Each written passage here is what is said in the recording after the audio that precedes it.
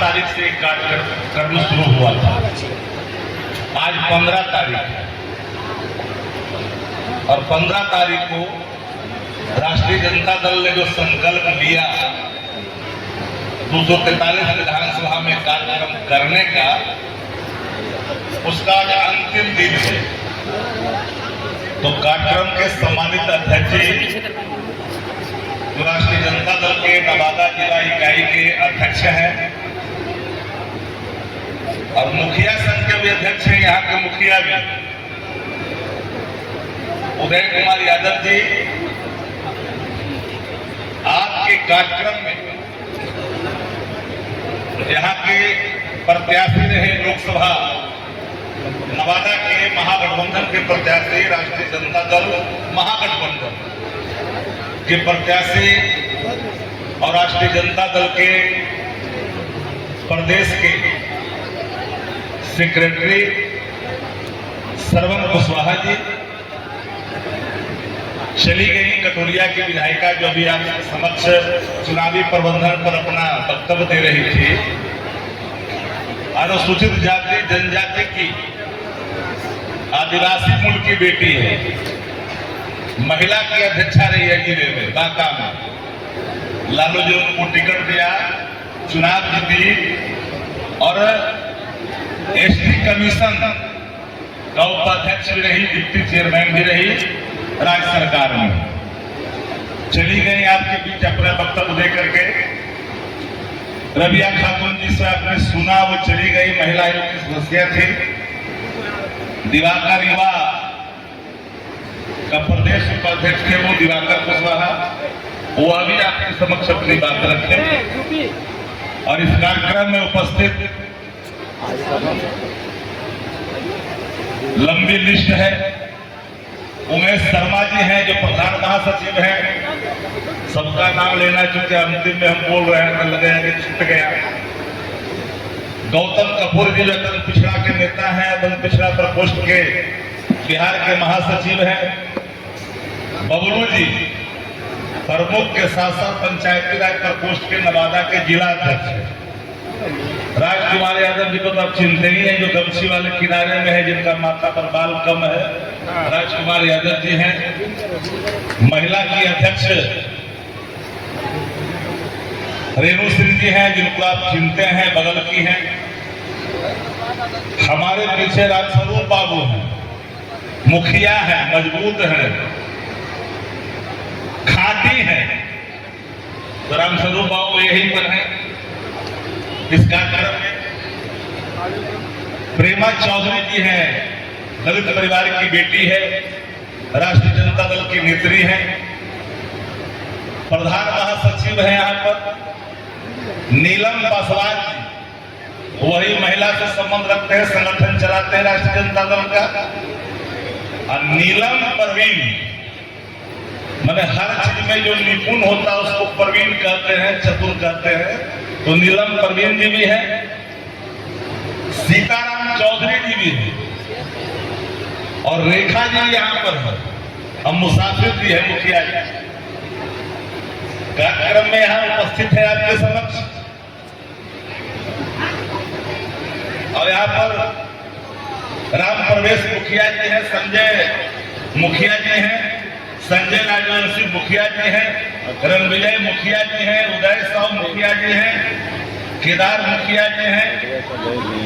बाकी तो सब लोग यहाँ मौजूद ही हैं, चाहे वो डॉक्टर रमेश जी हैं या उमेश यादव जी हैं, सरपंच संघ के अध्यक्ष जी हैं, सहित यहाँ उपस्थित इस पंडाल में फिसवा विधानसभा क्षेत्र के सामाजिक न्याय पर चर्चा में उपस्थित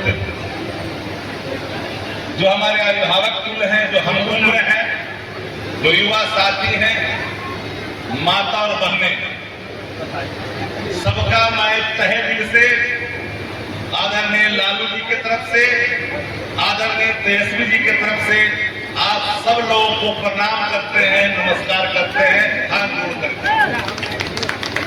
और आप लोग को आदरणीय तेजस्वी यादव जी ने आपको प्रणाम के साथ साथ सम्मान का जो भाव आपके सामने प्रकट करने के लिए भेजा है, उन विषयों पर हम अपनी बात आपके समक्ष रखते हैं। चर्चा काहे करना पड़ा? सामाजिक न्याय बड़ा ही गंभीर विषय है, आसान नहीं है इन नीतियों को लेकर के आगे चलना। आदरणीय लालू प्रसाद जब 90 में सत्ता में आए थे, जो पुराने लोग हैं इस बात के चश्मदीद गवाह होंगे, युवा पीढ़ी इन बातों को सुनता हुआ, जो माताएं और बहनें जो पुरानी हैं उस दंश को झेले होंगे।